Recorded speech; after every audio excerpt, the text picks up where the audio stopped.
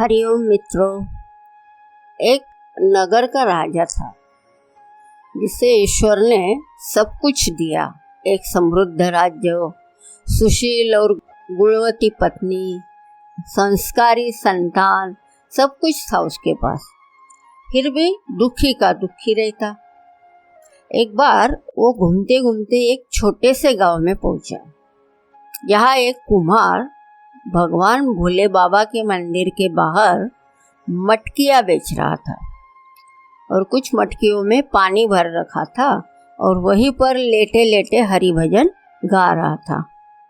राजा वहाँ आया और भगवान भोले बाबा के दर्शन किए और कुम्हार के पास जाकर बैठा।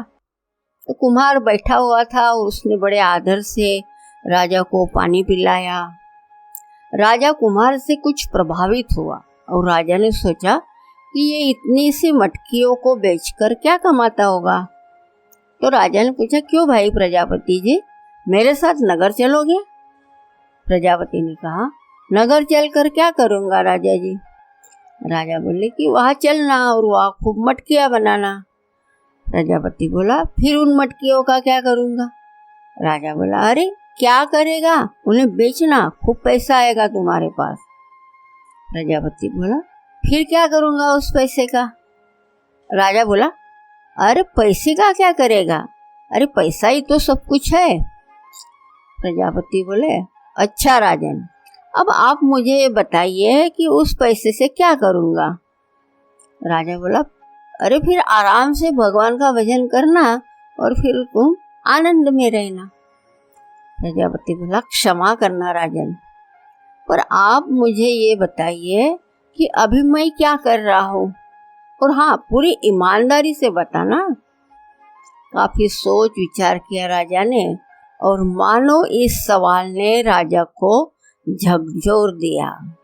राजा बोला, हाँ प्रजापति जी, आप इस समय आराम से भगवान का भजन कर रहे हैं और जहाँ तक मुझे दिख रहा है कि आप तो पूरे आनंद में हैं। प्रजापति बोला, हाँ राजन, यही तो मैं आपसे कह रहा हूँ कि आनंद पैसे से प्राप्त नहीं किया जा सकता है। राजा बोला, हे प्रजापति, कृपया करके आप मुझे ये बताने की कृपा करें कि आनंद की प्राप्ति कैसे होती है। प्रजापति बोले कि बिल्कुल सावधान होकर सुनना और उस पर बहुत गहरा मंथन करना राजन। हाथों को उल्टा कर लीजिए। राजा बोला, वो कैसे? प्रजापति ने बोला कि हे राजन, मांगो मत, देना सीखो, और यदि आपने देना सीख लिया तो समझ लेना आपने आनंद की राह पर कदम रख लिया। स्वार्थ को त्यागो, परमार्थ को चुनो। हे राजन, अधिकांशतः लोगों के दुख का सबसे बड़ा कारण यही है कि जो कुछ भी उसके पास है वो उसमें सुखी नहीं है, और बस जो नहीं है उसे पाने के चक्कर में दुखी है। अरे भाई, जो है उसमें खुश रहना सीख लो, दुख अपने आप चले जाएंगे। और जो नहीं है, क्यों उसके चक्कर में दुखी रहते हो? तो मित्रों,